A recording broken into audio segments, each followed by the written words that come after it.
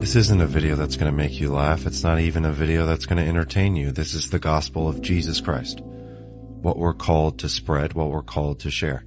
In one chapter, this chapter describes the gospel perfectly, and it's written by the Apostle Paul. And I know you have a few minutes. Listen to every single word. Send this to people. This is what it's all about, and this helps us understand the gospel perfectly. Listen to each word. Romans 6. Well then, should we keep on sinning so that God can show us more and more of His wonderful grace? Of course not. Since we have died to sin, how can we continue to live in it? Or have you forgotten that when we were joined with Jesus Christ in baptism, we joined Him in His death? For we died and were buried with Christ by baptism, and just as Christ was raised from the dead by the glorious power of the Father, now we also may live new lives. Since we have been united with Him in His death, we will also be raised to life as He was. We know that our sinful selves were crucified with Christ so that the sin might lose its power in our lives. We are no longer slaves to sin, for when we died with Christ, we were set free from the power of sin. And since we died with Christ, we know we will also live with Him. We are sure of this because Christ was raised from the dead, and He will never die again. Death no longer has any power over Him.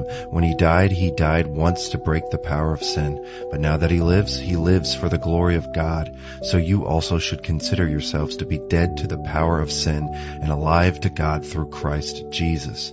Do not let sin control the way you live. Do not give in to sinful desires. Do not let any part of your body become an instrument of evil to serve sin. Instead, give yourselves completely to God, for you were dead, but now you have new life. So use your whole body as an instrument to do what is right for the glory of God. Sin is no longer your master, for you no longer live under the requirements of the law. Instead, you live under the freedom of God's grace. Well then, since God's grace has set us free from the law, does that mean we can go on sinning? Of course not. Don't you realize that you become the slave of whatever you choose to obey? You can be a slave to sin, which leads to death, or you can choose to obey God, which leads to righteous living. Thank God, once you were slaves of sin, but now you wholeheartedly obey this teaching we have given you. Now you are free from your slavery to sin, and you have become slaves to righteous living. Because of the weakness of your human nature, I am using the illustration of slavery to help you understand all of this. Previously, you let yourselves be slaves to impurity and lawlessness, which led ever deeper into sin. Now you must give yourselves to be slaves to righteous living, so that you will become holy. When you were slaves to sin, you were free from the obligation to do right. And what was the result?